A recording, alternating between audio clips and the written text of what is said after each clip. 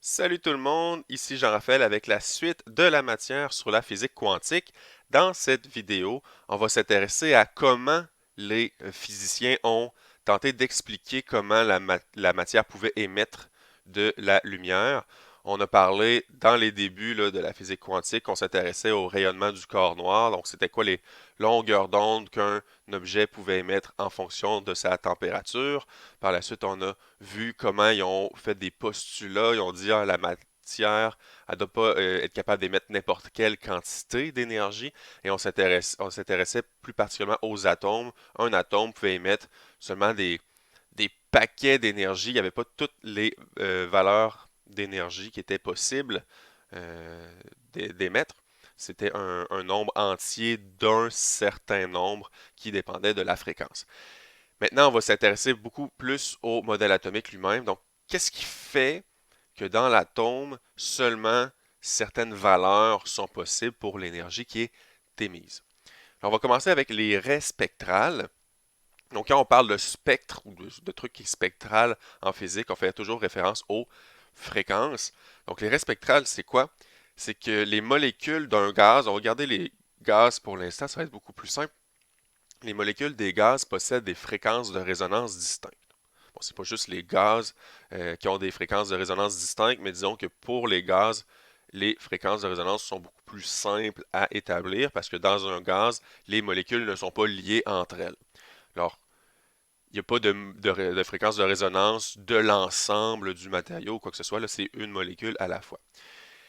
Et chaque molécule a plus qu'une fréquence de résonance. Là. Elle peut avoir une fréquence de résonance dans un axe de translation, une fréquence de résonance de rotation ou de torsion, etc. Là. Donc, il y a plusieurs fréquences de résonance qui sont possibles. Et lorsqu'un gaz est chauffé, ben, c'est dans ces fréquences-là, à ces fréquences de résonance, qu'il va émettre de la lumière. Donc, si on chauffe un gaz, on lui donne de l'énergie, ben, les molécules vont se mettre à vibrer un peu n'importe comment, mais c'est surtout les fréquences de résonance qui vont avoir des grandes amplitudes de vibration. Alors, quand le gaz va émettre de l'énergie, donc on lui a donné plein d'énergie, après ça, il est capable de nous en redonner en émettant de la lumière, mais ça va être à ces fréquences de résonance qui va émettre la majorité de son énergie. Et c'est ce qu'on appelle le spectre d'émission. Donc, quand on mesure, il y a un gaz qui est chaud, on mesure c'est quoi la lumière qui provient de ce gaz-là. C'est ce qu'on appelle le spectre d'émission, c'est-à-dire les fréquences émises par le gaz. À l'opposé, si on éclaire avec de la lumière un gaz, ben, il va être capable d'absorber une partie de cette lumière-là. Et en fait, la lumière qui va correspondre aux fréquences de résonance du gaz, ben, ils vont être davantage absorbées. Parce qu'à ces fréquences-là, les molécules sont capables d'en prendre beaucoup, ils vont augmenter leur amplitude, ils vont augmenter leur amplitude, donc ils vont avoir pris beaucoup d'énergie de ces fréquences-là. Alors la lumière qui va traverser le gaz, ben, les fréquences de résonance du gaz vont être là en moins. Alors le gaz va enlever l'énergie lumineuse qui est présente à ces fréquences de résonance pour la conserver. Donc on va parler ici du spectre d'absorption. Alors ici, j'ai une image qui montre ça. Alors sur l'image du haut, on aurait juste une source de lumière normale, une source de lumière blanche. Bon, une ampoule, c'est pas une très bonne source de lumière blanche parce que à l'intérieur, c'est un filament qui est chauffé, donc il va faire une espèce de courbe en cloche, comme on avait vu pour les corps noirs. Mais supposons une source de lumière blanche là, parfaite. Là. Toutes les longueurs d'onde sont émises, chacune est à la même intensité que la suivante. Si on envoie ça dans un prisme, ben, on va séparer les couleurs à cause que l'indice de réfraction du prisme dépend de la longueur d'onde et on va avoir ce qu'on appelle un spectre continu, donc toutes les couleurs sont présentes. Là, évidemment, on pourrait aller plus loin dans l'ultraviolet vers la droite ou dans l'infrarouge vers la gauche également. Si on a un gaz chaud, ben, un gaz chaud, c'est pas une ça va pas être l'émission du corps noir qui va nous dire c'est quoi la lumière qui est émise. En fait, ça va être les fréquences de résonance du gaz seulement qui vont être émises. Donc, si on regarde la lumière qui est émise par un gaz, on envoie ça dans un prisme, ben, les couleurs vont se séparer, mais on se rend compte qu'on n'a pas tout là-dedans. On a seulement certaines fréquences bien précises qui vont correspondre aux fréquences de résonance du gaz. Alors, on peut utiliser ça, entre autres, pour déterminer, mais c'est quoi qu'il y a dans le gaz, parce que chaque molécule va avoir des fréquences de résonance caractéristiques. Des fois, on n'est pas toujours capable d'avoir un gaz chaud. Si on regarde dans l'espace, par exemple, il y a des endroits où il y a des nuages là, de particules, mais s'il y a une étoile derrière le nuage de particules, ben, la lumière qui est produite par l'étoile ou la lumière qui serait produite par une source de lumière euh, continue, disons, va traverser le gaz. Le gaz va absorber la lumière qui est à ses fréquences de résonance, donc ce qui va rester, ce qui va traverser par la suite, mais c'est le spectre continu qu'on aurait eu sans le gaz froid, moins les fréquences de résonance de ce gaz-là. Et évidemment, si le gaz est suffisamment chauffé, ben là, il peut réémettre avec son spectre d'émission, mais il va le réémettre dans toutes les directions. Donc, la direction qu'on regarde principalement, il va avoir moins de ces fréquences-là que les autres. Donc, c'est deux façons là, d'aller chercher les fréquences de résonance, que ce soit en transmission, comme en bas ici, ou que ce soit carrément le spectre qui est émis par le gaz lui-même.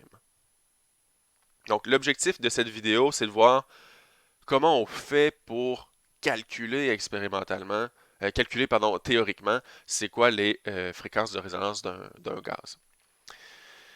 Ici, je montre quelques exemples de gaz, juste pour vous donner un aperçu. C'est sûr que des fois, il y a il y a des longueurs d'onde, des raies spectrales qui se recoupent. Là. Si je prends, si vous regardez quelque chose du genre, puis vous me dites, ah, il y a un bleu cyan qui est très clair, il y a un rouge, puis il y a un bleu plus foncé, oui, ça pourrait être de l'hydrogène, mais si vous m'avez juste dit ça, il y a d'autres choses qui seraient possibles. L'hélium aussi, il y a du rouge, aussi, il y a du cyan, aussi, il y a du bleu très foncé. Mais l'hélium, il y a du jaune que l'hydrogène n'a pas, et ainsi de suite. Et si on a un gaz qui est un mélange de différents, c'est pas un gaz pur, mais là, ça devient encore plus difficile là, à situer qu'est-ce qui se trouve à l'intérieur. C'est pour ça qu'il faut être extrêmement précis quand on fait des mesures. Et par rapport à ça, j'ai mentionné tantôt dans l'image précédente que on pourrait utiliser un prisme pour séparer la lumière en ses différentes longueurs d'onde. C'est vrai, mais plus souvent qu'autrement, ça va être des réseaux de diffraction qu'on va utiliser. Parce qu'on l'a vu quand on a vu l'interférence et la diffraction, l'angle des différents maximums et des différents minimums d'interférence et de diffraction, ça dépend de la longueur d'onde. Donc, un réseau de diffraction va séparer également la couleur, mais a l'avantage de moins absorber l'énergie lumineuse qu'un prisme. Un prisme, c'est pas 100% de la lumière qui va traverser, mais si on utilise un réseau de diffraction, déjà, on n'a pas besoin de faire traverser beaucoup de matière pour que ça dévie. Ça l'aide. Et il y a des réseaux de diffraction aussi qui fonctionnent en réflexion, donc ils sont quand même assez efficaces. Donc quand on regarde des objets qui émettent pas beaucoup de lumière, c'est sûr qu'avec un prisme, ça serait plus difficile, puisque on, on diminue la quantité d'énergie qui nous reste à la fin. Donc, je disais qu'on allait voir de façon théorique comment trouver les raies spectrales, donc les différentes fréquences émises par des molécules et des atomes. Mais en fait, on va garder des cas super simples parce que on est quand même dans un cours de cégep, donc on va regarder des cas plus simples. On va commencer avec l'hydrogène. Donc, l'hydrogène, c'est simple parce que c'est seulement un électron qui tourne autour d'un seul proton. Bon, si on considère euh, l'isotope d'hydrogène le plus répandu. Mais sinon, ça reste quand même juste un électron qui tourne autour d'un noyau. Alors, avant qu'on se lance dans la théorie, les physiciens, la première chose qu'ils ont remarqué, c'est qu'en mesurant les différentes raies spectrales de l'hydrogène, mais ils étaient capables de faire un lien. Est-ce qu'il y a un lien entre les longueurs d'onde puis, puis les raies spectrales de l'hydrogène? Et oui, il y avait une équation mathématique qui décrivait ça. C'était la suivante, qu'on appelle l'équation de Rydberg. Donc, 1 sur la longueur d'onde, c'était égal à une constante, qu'on a appelée la constante de Rydberg, multiplié par 1 sur NF au carré moins 1 sur NI au carré. Donc, j'explique c'est quoi cette affaire-là. NF et NI, en fait, c'est deux entiers non nuls. Donc, deux entiers positifs qui ne valent pas 0, sinon on aurait des divisions par 0, tel que NF est plus petit que NI. Bon, au départ, on ne les a pas appelés NF et NI, c'est moi qui les ai appelés comme ça parce qu'on va voir tantôt leur signification. Pour l'instant, c'est juste ces deux entiers, puis l'entier qui est à gauche est plus petit que l'entier qui est à droite, de façon à ce que la parenthèse soit positive, essentiellement, parce qu'on ne peut pas avoir une longueur d'onde émise négative. Donc, juste en faisant des essais-erreurs, ben, on pourrait dire 1 sur 1 au carré moins 1 sur 3 au carré fois une constante. Il regarde, oh, ben oui, il y a une longueur d'onde qui est là. Donc, ça fonctionnait toujours comme ça. La constante elle-même qu'on a pu déterminer de la sorte, la constante de Rydberg vaut approximativement 1,09737 fois 10 à la 7 par mètre. Donc, c'est des mètres à la moins 1. Quand on applique l'équation, la longueur d'onde qu'on va obtenir va être en mètres. Donc, avec ça, on veut juste mettre des chiffres entiers pour NF et NI et on trouve différentes positions. Avec ça, on a pu, au départ, évidemment, on avait mesuré des raies spectrales. Après ça, Rydberg qui a pu déduire, cette équation-là, ça correspond très bien avec toutes les longueurs d'onde qu'on connaît. Après ça, ils ont pu trouver d'autres longueurs d'onde parce que là, si on mettait NF qui vaut 15 puis NI qui vaut 117, il devrait avoir une longueur d'onde là, puis là, il allait voir, puis oui, on voit quelque chose. Mais les différentes raies spectrales, donc le spectre d'émission de l'hydrogène, ce qu'on remarque sur l'image en bas, c'est qu'il n'y en a pas beaucoup qui est dans le visible comparativement à toutes les possibilités. Donc, on peut mettre n'importe quel entier pour NF et NI tant que NF est plus petit, mais les longueurs d'onde qu'on trouve, il va en avoir de plein de valeurs. Il y en a qui sont dans l'ultraviolet. Il y en a une série qui est dans le visible, qui est ici. Donc, ces quelques longueurs d'onde-là, c'est celles qu'on voyait là, sur l'image précédente que je vous avais montrée en haut pour l'hydrogène. Donc, on a du rouge, on a du cyan, on a du bleu. Là, ça paraît presque pas, mais il y a un petit violet qui est ici. Puis on aura un autre violet qu'on voit pas sur l'image, mais qui est plus à la limite de l'ultraviolet. Donc, c'est ce qu'on a ici. Donc, le rouge, il y a une plus grande longueur d'onde et on rapetisse la longueur d'onde quand on va à gauche. Là, vu que les longueurs d'onde augmentent en allant vers la droite. Donc, on aurait le rouge, on aurait le cyan, le bleu, violet. Et après ça, il y en a plein qui sont très, très, très rapprochés parce que au fur et à mesure qu'on augmente NI, on diminue en fait la différence. En fait, plus on augmente NI, moins on change la valeur de la parenthèse. Donc, il y a comme des asymptotes, là. Il y a plein de raies spectrales qui se superposent vers la fin, puis on n'est plus capable vraiment de voir la différence. Ensuite, pour aller vers un autre groupe, donc on a aussi un groupe qui est en noir, qu'on appelle la série de Balmer. C'est les longueurs d'onde qui sont dans le visible et un petit peu dans le proche ultraviolet. Mais ça, c'est avec NF qui est égal à 2.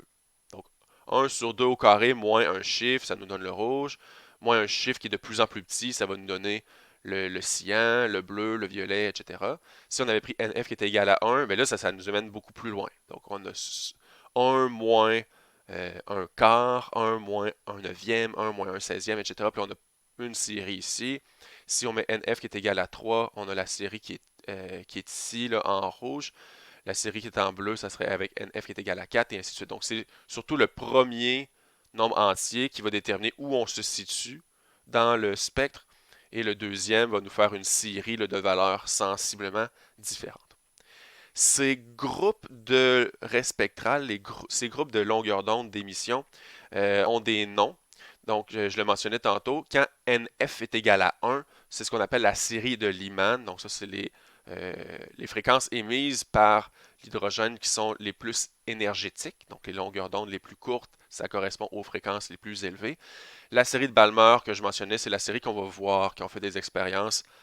Si on avait fait l'expérience au cégep, là, en laboratoire, c'est ces longueurs d'onde-là qu'on aurait vu. En fait, vous aurez vu principalement les trois premières, la quatrième un petit peu, puis là, le 397 nanomètres, à moins que vous ayez des yeux vraiment meilleurs que tout le monde, ça m'aurait étonné que vous auriez été capable de la voir. Et il y a d'autres séries après ça dans l'infrarouge, plus ou moins lointain.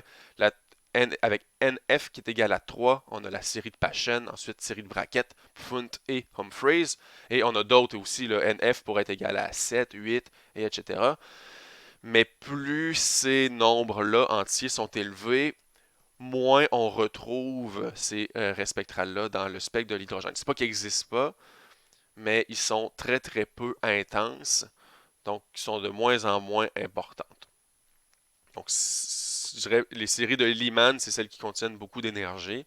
Pas juste en termes d'énergie par photon, mais en termes de nombre de photons. Il y a plus de photons qui vont être émis dans les séries de Lyman et la série de Lyman et la série de Balmer, donc qui correspondent à des nombres n plus petits. On va voir pourquoi, parce que comme je le disais tantôt, on va voir ensemble c'est quoi la définition des NF et NI. Mais là, avec ces expériences-là, puis avec différentes expériences qui ont été faites, il y a des modèles atomiques qui ont été proposés. Bon, il y avait déjà des modèles atomiques qui fonctionnaient, là. L'atome avait été quand même... Les scientifiques étaient relativement convaincus que les atomes existaient. La matière n'était pas pleine à ce moment-là. Mais en 1911, Rutherford a après avoir fait son expérience, la fameuse expérience avec la feuille d'or, ben, il a dit, OK, l'atome, c'est constitué d'électrons négatifs qui sont autour d'un noyau positif. Puis même si le noyau est minuscule, il est quand même beaucoup plus gros et massif que les électrons. Donc ça, c'est l'image, le modèle de Rutherford, c'est l'image classique qu'on a dans les films ou peu importe. On a un noyau au centre avec des électrons qui sont en orbite autour de la sorte, là, comme l'image le montre ici. Quelques petites nuances par contre. D'une part, quand le modèle de Rutherford a été proposé en 1911, les neutrons n'avaient pas été découverts. Donc les neutrons ont été découverts, si je me souviens bien, c'était en 1934 ou 1932, là, je ne suis plus trop sûr de l'année, par James Chadwick, qui était en fait un étudiant de Rutherford et son assistant par la suite. Donc le neutron a été découvert beaucoup plus tard. Ce que Rutherford savait, c'est qu'il y a de la matière qui est très très dense dans le centre qui est positive et les électrons sont autour, sont négatifs. Mais autour, pas nécessairement en orbite. Rutherford était juste sont autour d'une certaine façon, mais lui-même disait ça n'a aucun sens qu'un électron soit en orbite autour d'un noyau positif parce que s'il est en orbite, ça veut dire qu'il y a une accélération centripète, ça veut dire qu'il devrait toujours émettre de l'énergie en continu. Donc, à un moment donné, il va faire des tours puis il ne restera plus d'énergie. Il devrait entrer en collision avec le noyau. Donc, selon Rutherford, son propre modèle n'expliquait pas comment un électron peut être stable en orbite parce qu'un électron, en fait, si l'électron accélère, normalement, il aurait dû dépenser de l'énergie en continu. Donc, Rutherford lui-même savait que son modèle ne fonctionnait pas, mais au moins, il a pu déterminer que le noyau était vraiment minuscule au centre et l'atome était majoritairement constitué de vide. Vraiment pas longtemps après, Niels Bohr a peaufiné a peaufiné le modèle de Rutherford pour expliquer les orbites. Donc, comment l'électron fait pour être en orbite? En fait, pour expliquer les différentes observations, dont les différentes raies spectrales de l'hydrogène dont on vient juste de parler, ce qu'a dit Niels Bohr, c'est que pour respecter l'équation de Rydberg avec l'hydrogène, puis pour tous les atomes qui ont un seul électron. Donc, dans le cas du cours, on va considérer ceux qui ont juste un électron en orbite.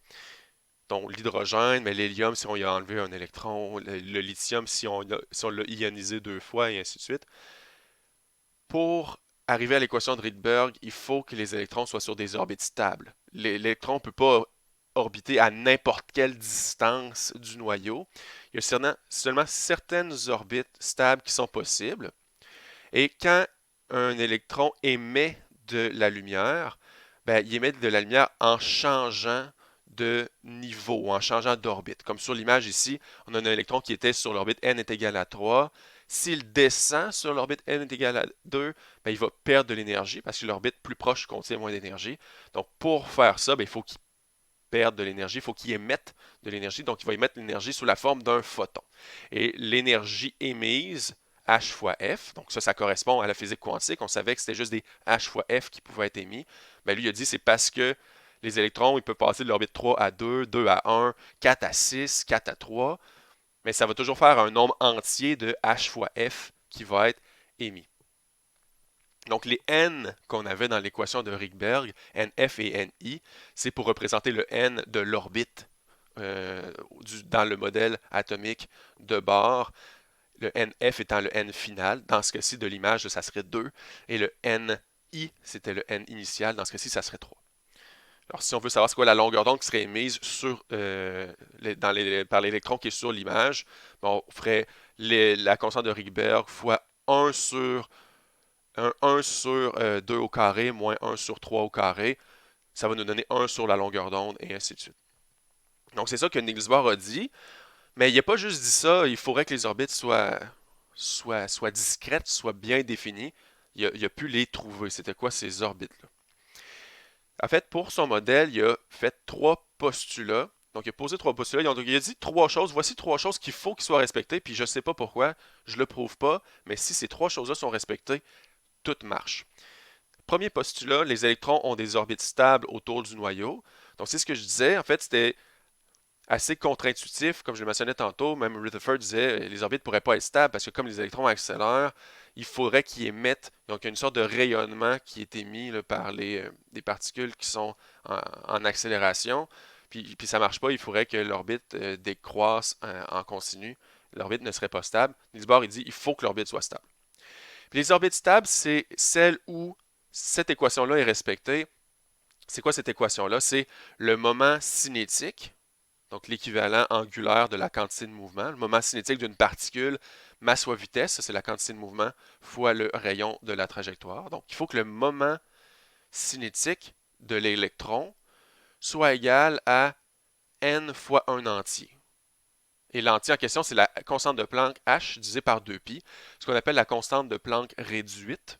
Parce en physique, ça arrive souvent qu'on a la constante de Planck tout court. On l'a vu jusqu'à maintenant dans l'explication de la physique quantique. Mais ça arrive souvent qu'on a h sur 2π également. Donc h sur 2π, on a combiné ça ensemble, puis on appelle ça h avec une barre. On appelle ça h bar. Donc ce qu'il a dit ici, c'est que bon, au début, dans la physique quantique, Max Planck, puis après ça, Einstein ont proposé qu'il fallait que la matière, que l'énergie émise par la matière soit quantifiée, soit discrète. Il y a seulement certains paquets d'énergie qui peuvent être émis. L'énergie ne peut pas prendre n'importe quelle valeur. Mais Niels Bohr a dit, ben, dans l'atome, le moment cinétique ne peut pas prendre n'importe quelle valeur non plus. Donc, c'est ça qu'il a dit ici. C'est un nombre entier de h bar, le moment cinétique qu'on peut avoir. Et le n en question, c'est le même n que pour les orbites. Donc, si on est sur la première orbite, le moment cinétique, c'est h bar. Si on est sur la deuxième orbite, c'est 2h bar, 3h bar sur la troisième, et ainsi de suite. N, on a appelé ça le nombre quantique principal, parce qu'on va pas le voir dans le cadre du cours, mais il y a d'autres nombres quantiques, là, m minuscule et l minuscule, qui permettent de gérer des cas plus complexes. Comme je le disais tantôt, dans le cadre de notre cours, on va s'attaquer seulement aux atomes qui ont un seul électron en orbite. Donc l'électron est attiré avec la force électrique avec le noyau et on est capable de calculer pour que la force entre les deux, donc la force électrique entre les deux, soit égale à la force centripète, c'est quoi qui va faire que ça va être stable et ainsi de suite. On pourra faire le lien là, entre la vitesse de l'électron en orbite, son rayon, et la charge, essentiellement la charge électrique qu'il y a entre le noyau et l'électron. Mais si on avait deux électrons en orbite, mais c'est pas juste que les électrons sont attirés par le noyau, les électrons entre eux se repoussent. Donc là, il va y avoir une autre interaction. S'il y a 3 électrons, 4 électrons, etc., sur plusieurs orbites, ça va rendre les choses plus compliquées. Alors, on va pas juste avoir des couches, la couche n égale 1, n égale 2, n égale 3, mais sur chacune des couches, il va y avoir des niveaux d'énergie un petit peu différents. C'est quel électron qui est sur l'orbite. C'est pas tous les électrons qui vont avoir la même quantité d'énergie exactement. Mais on n'ira pas là-dedans dans le cadre du cours. Si vous allez, que ce soit en physique ou que ce soit en chimie à l'université, vous allez étudier ça dans le détail. Premier postulat, il faut que les orbites soient stables. Deuxième postulat, les orbites stables sont celles où l'électron a un moment cinétique qui est égal à un nombre entier de h sur 2π. Troisième postulat, chaque orbite contient sa propre énergie. Et pour changer d'orbite, un électron doit gagner ou perdre une quantité égale à la différence énergétique entre les deux niveaux. Donc c'est ce qu'on voyait sur l'image précédente. Si l'électron est sur l'orbite n égale 3, il veut aller sur l'orbite n égale 2, mais chaque orbite a une quantité d'énergie précise, donc il doit perdre exactement la différence entre les deux pour descendre. Donc quand il va perdre cette énergie, c'est qu'il va émettre cette énergie. C'est pour ça qu'un électron dans un atome émet seulement certaines valeurs précises parce que ces possibilités de transition ne sont pas continues. Il y a seulement des possibilités discrètes. Et ça fonctionne aussi pour l'absorption. C'est pour ça que le spectre d'émission d'un gaz et le spectre d'absorption d'un gaz, c'est la même chose. Parce que s'il veut passer l'électron de l'orbite 2 à l'orbite 3, la quantité d'énergie qu'il a besoin est fixe. Ce n'est pas n'importe quelle valeur. Et quand il perd de l'énergie, c'est en émettant un photon et la fréquence du photon se calcule avec h fois f. Donc l'énergie d'un photon se calcule avec h fois f. Et la fréquence, on va le voir plus tard, là. Oui, on pourrait la trouver avec la longueur d'onde et l'équation de Rydberg, mais ça, c'était une équation qui était empirique, qui était expérimentale. Niels Bohr est arrivé à la même équation avec sa théorie. Alors, le modèle de Bohr qu'on voit pour l'instant, donc comme je le disais, il faut seulement un électron qui est en relation avec le noyau atomique. Alors, ça fonctionne pour l'hydrogène et pour les hydrogénoïdes qu'on appelle, donc l'hydrogène, l'hélium avec à seulement un électron, le lithium a seulement un électron, le beryllium seulement un électron, et ainsi de suite. Donc, on s'entend que c'est très simple comme modèle pour l'instant. Niels Bohr était allé plus loin, puis comme je le disais tantôt, vous pourriez aller plus loin. Et on s'entend depuis les débuts de la physique quantique, les modèles ont évolué aussi. Je n'ai pas encore parlé de nuages de probabilité. On est encore en train de parler d'un électron qui orbite autour du noyau atomique. Mais je dirais pour comprendre les bases là, de la physique quantique et quand même comprendre les bases des raies spectrales, ça va être amplement suffisant. Donc, ce modèle, qu'est-ce que ça l'a donné? Ben, les raies spectrales pour les hydrogénoïdes, donc pas juste pour l'hydrogène, mais pour n'importe quel atome qu'on aurait enlevé tous ses électrons sauf un. L'équation de Rydberg qui avait été trouvée expérimentalement, mais Niels Bohr est arrivé à la même équation. Bon, la valeur de Rydberg est restée, la constante de Rydberg est restée la même valeur, c'est une valeur expérimentale. Mais ce qu'il a dit, c'est que pour l'hydrogène, l'équation est inchangée. Mais si on a de l'hélium à la place, ou du lithium ou du beryllium, ben on va multiplier la constante de Rydberg par le nombre de protons au carré. Donc pour l'hydrogène, Z c'est 1, ça ne change rien. Mais pour l'hélium, Z ça va être 2, le lithium Z égale 3, et ainsi de suite.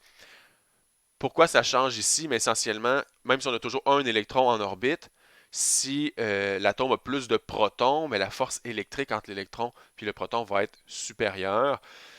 Donc, l'énergie sur les différents niveaux va être affectée par le nombre de protons et la longueur d'onde euh, nécessairement va être affectée aussi.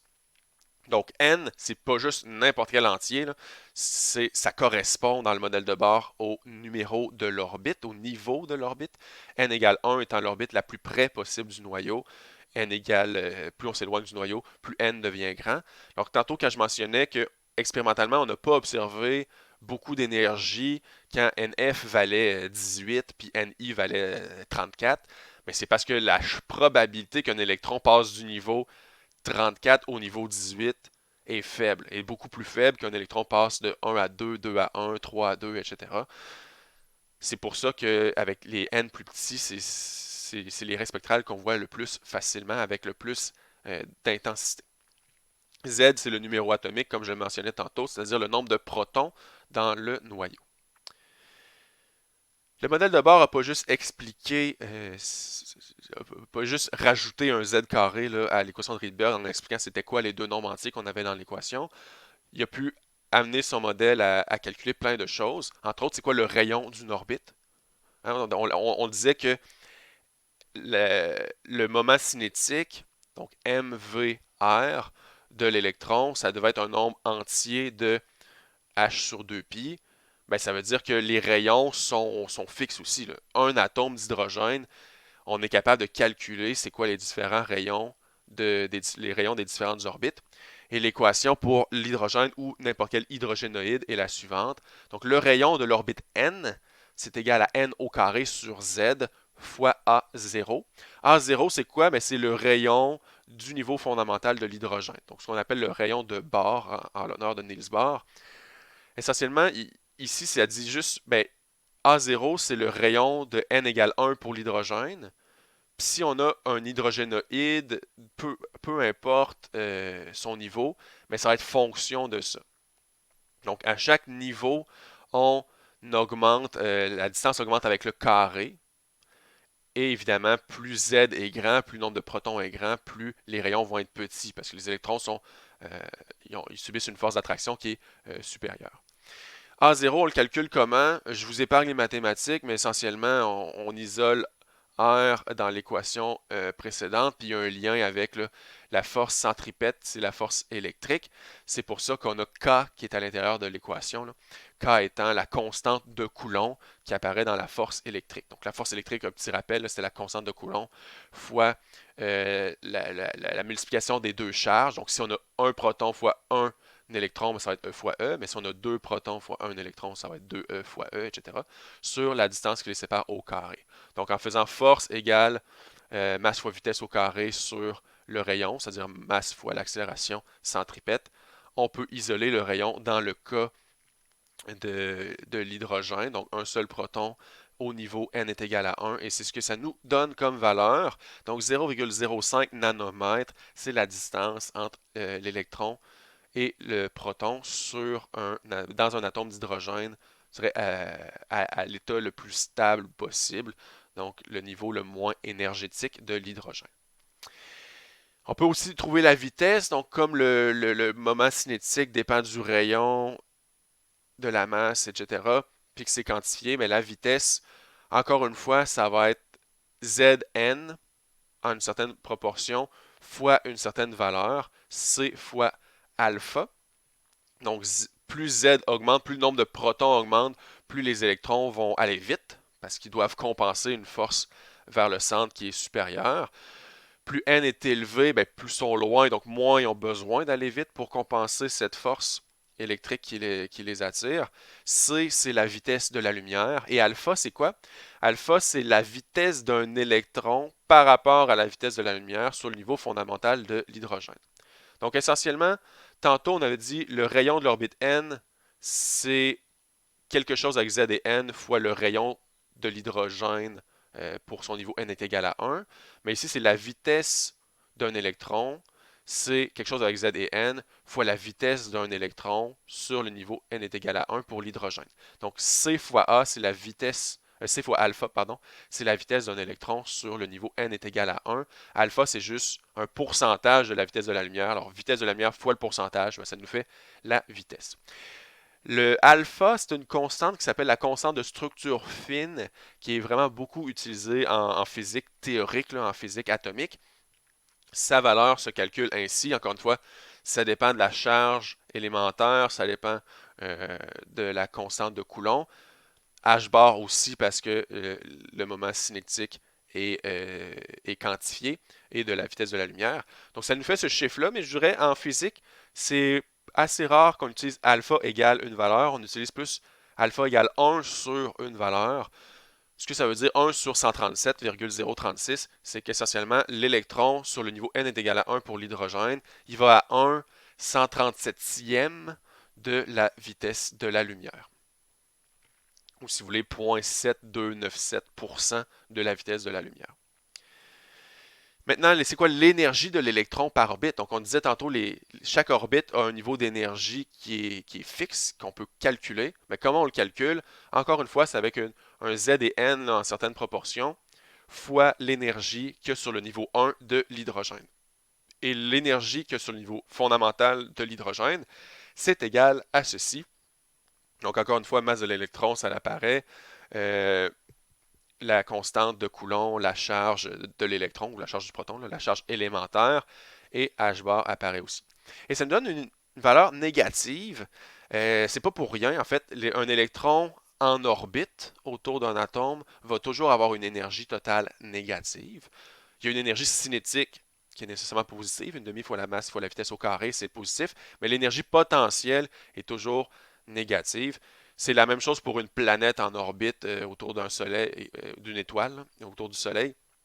L'énergie totale est négative parce qu'on considère l'énergie zéro. L'énergie zéro, c'est quand l'objet est à l'infini immobile. Donc l'énergie potentielle zéro, c'est l'énergie potentielle d'un objet qui est à l'infini. Et s'il n'y a pas d'énergie cinétique, donc il est immobile, ben ça fait zéro aussi. Donc ça, c'est notre référence. Donc un électron qui aura une énergie de zéro est infiniment loin du noyau, donc pas attiré du tout, puis il est immobile. Donc il n'y a pas d'énergie potentielle, parce qu'il n'est pas attiré par le noyau, puis il n'y a pas d'énergie cinétique. Mais pour prendre un électron puis l'amener à l'infini, il faudrait forcer, parce que l'électron est lié au noyau de l'atome. Donc, il faudrait forcer pour l'amener à une énergie de zéro. C'est donc dire que quand il est dans l'atome, quand il est lié à l'atome, il y a une énergie potentielle négative et une énergie totale qui est négative aussi. Donc, vous aviez peut-être vu ça quand vous parliez d'énergie avec des objets en orbite en physique mécanique. Vous en avez peut-être parlé aussi quand on parlait de l'énergie potentielle de charges électriques qui sont liées ensemble. Si on avait une énergie potentielle qui était négative, dans votre cours électricité-magnétisme, dis-je bien, là. Donc en électricité-magnétisme, quand on avait une énergie potentielle pour un groupe de charges qui était négative, c'est-à-dire que les charges sont liées ensemble, il faudrait forcer pour les séparer. Et quand l'énergie potentielle était positive, mais c'est si on les laisse aller, ils vont se repousser. Donc ici, ben, l'électron et le proton ne vont pas se repousser eux-mêmes, ils s'attirent. Le fait qu'ils ne rentrent pas en collision, c'est juste parce que l'électron a assez de vitesse. Mais ça fait donc que l'énergie est négative. L'énergie est négative, donc plus la valeur est proche de zéro, plus l'énergie est grande. Et plus la valeur est... Donc moins 20, c'est moins énergétique que moins 13, essentiellement. Donc si on reprend notre équation en haut, plus n augmente, plus on diminue la valeur absolue de l'énergie, donc plus on la rapproche de zéro. Donc sur un graphique là, de l'énergie, on est en train de monter en énergie. Moins 13, c'est plus froid. Moins 13 degrés Celsius, c'est plus froid que moins 4, par exemple. Donc quand n augmente, ici, on augmente l'énergie. Donc il faut donner de l'énergie à un électron pour qu'il aille sur une orbite plus élevée. Et l'électron va nous envoyer de l'énergie, donc va perdre de l'énergie quand il veut revenir à une orbite plus basse.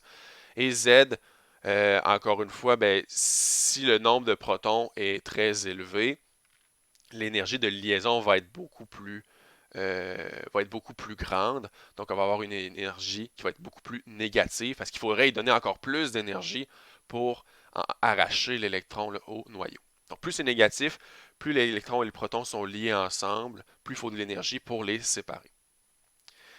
Avec tout ça, on va se faire un exemple. Donc, ça fait beaucoup d'équations, mais au final, c'est juste des équations qu'on met nos chiffres à l'intérieur puis qu'on calcule. Donc, ça reste relativement simple. On va considérer le cas d'un hélium plus. Donc, un hélium avec un proton en surplus, c'est-à-dire on a deux protons et un seul électron. Donc, hélium plus, c'est un hydrogénoïde. On peut appliquer cette version-là du modèle de bord, donc qui considère seulement un électron. On va avoir quatre questions ici, A, B, C, D. En A, on veut savoir c'est quoi l'énergie d'ionisation de l'électron à son niveau fondamental. Ça veut dire quoi ça en français? Si l'électron est au niveau n est égal à 1, donc son niveau fondamental, c'est quoi l'énergie nécessaire pour l'ioniser, donc pour enlever l'électron? Donc essentiellement, ce qu'on veut savoir, c'est quoi l'énergie du niveau fondamental. On va avoir une valeur négative. En la mettant positive, c'est l'énergie qu'on aurait besoin d'y donner pour arriver à 0, c'est-à-dire un électron complètement arraché de son atome. Alors l'énergie, ça se calcule bêtement, Z au carré sur N au carré fois l'énergie du niveau fondamental de l'hydrogène, qui est une valeur qu'on connaît. Donc l'énergie pour l'hélium au niveau 1, ben, N vaut 1, c'est notre niveau fondamental pour l'hélium, mais Z vaut 2 parce que c'est de l'hélium qui a deux protons. Donc 2 au carré sur 1 au carré fois la valeur pour l'hydrogène à son niveau 1, moins 13,6057 électronvolts. On va avoir moins 54,4 environ électronvolts.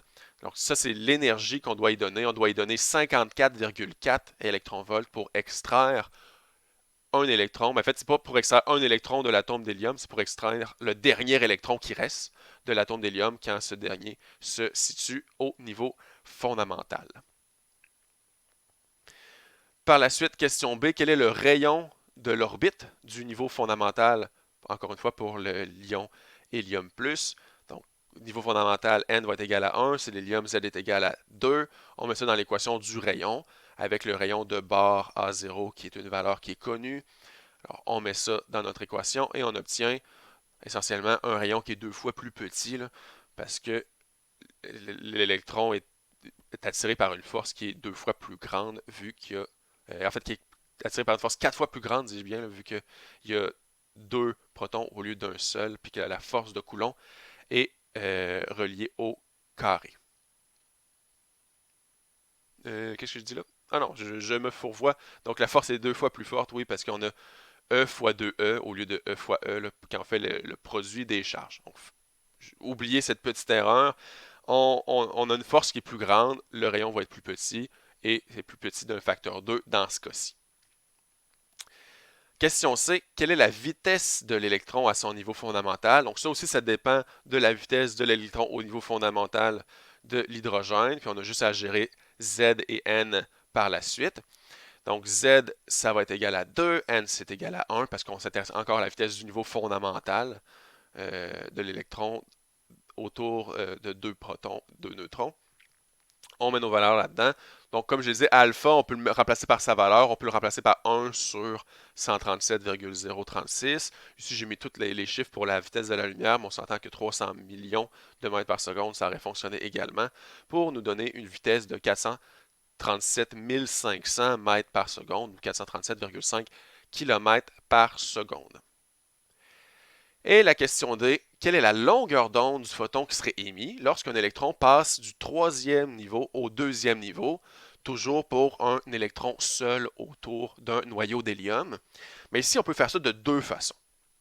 Je dirais avec la méthode la plus rapide en premier, c'est-à-dire utiliser l'équation de Rydberg. Donc, l'équation de Rydberg pour un hydrogénoïde, donc on a rajouté le Z au carré dans l'équation. Donc, si on veut savoir c'est quoi la longueur d'onde qui serait émise, mais notre niveau final, c'est le deuxième niveau, NF est égal à 2. Notre niveau initial, c'est 3, NI est égal à 3. RH est une constante, Z vaut 2 vu que c'est de l'hélium. Avec ça, on remplace nos valeurs. Donc, constante de Rydberg, 2 au carré, ça fait 4. Et on a 1 sur 4 moins 1 sur 9. Ça nous donne, si on fait l'inverse, une longueur d'onde de 164 nanomètres. Donc, un électron unique autour d'un noyau d'hélium, quand il passe du niveau 3 au niveau 2, il va émettre une lumière qui serait dans l'ultraviolet. Ça, c'était la méthode rapide qui utilise l'équation de Rydberg, mais techniquement, on pourrait trouver c'est quoi l'énergie du photon émis en faisant la différence d'énergie entre l'énergie du niveau 3 et l'énergie du niveau 2. Donc, allons-y avec cette deuxième méthode. L'énergie sur le niveau 3, ben, c'est quoi? Ben, on prend l'équation pour l'énergie, c'est-à-dire Z au carré sur N au carré fois l'énergie du niveau fondamental pour l'hydrogène. On va obtenir, dans ce cas-ci, moins 6,04698 électronvolts. Même chose pour le niveau 2, qui va être notre niveau final. Donc ici, ben, essentiellement, ça va revenir à l'énergie du niveau fondamental de l'hydrogène, vu que les N et les Z s'annulent. Et si on fait la différence entre les deux, ben, ça va correspondre à HF pour le photon qui est émis. Nous, ici, on ne s'intéresse pas tant à la fréquence du photon, on veut sa longueur d'onde. Donc, la fréquence, on peut la remplacer par vitesse sur la longueur d'onde. Avec ça, on isole la longueur d'onde et on met nos valeurs dans l'équation. Donc, ça fait une gigantesque équation juste parce qu'il y a beaucoup de valeurs et aussi parce que j'ai converti les électronvolts en joules pour avoir des longueurs d'onde, pour avoir une longueur d'onde en mètres qu'on peut reconvertir par la suite en nanomètres, ça va évidemment nous donner la même valeur. Alors, c'était quand même une longue vidéo, mais c'est ça le modèle de bord. C'est comme ça que dans les débuts de la physique quantique, on a expliqué les différentes observations qu'on faisait là, avec les raies d'émission ou les raies d'absorption pour des gaz. Évidemment, dans les gaz plus complexes, quand il y a plusieurs électrons, comme je le disais tantôt, ben, il y a plusieurs niveaux, les niveaux vont se diviser là, parce que les électrons entre eux vont interagir. C'est pas juste les électrons qui vont interagir avec le noyau. Mais en gardant ça à un seul électron, on enlève ça ici, donc on garde ça plus simple. Et si on voulait complexifier davantage, on pourrait regarder c'est quoi les longueurs d'onde émises dans les solides et ainsi de suite, parce que là, c'est pas juste les électrons qui sont liés au noyau des atomes, mais les atomes eux-mêmes sont liés entre eux. Donc il va y avoir plein d'autres fréquences. Et au final, dans ces cas-là, on retombe sur le rayonnement émis par un corps noir parce qu'il y a tellement de possibilités de vibrations possibles. Essentiellement, on n'a plus des valeurs discrètes. On tombe sur un continu de longueur d'onde possible. Mais on ne rentrera pas dans les détails. Comment on fait pour partir de la matière à une certaine température et obtenir le rayonnement du corps noir? Ça dépasse largement les, euh, les objectifs du cours. Alors, il va nous rester une seule vidéo sur la physique quantique où on va parler d'ondes de matière et on va faire un retour sur la dualité onde-particule pour la lumière. À très bientôt.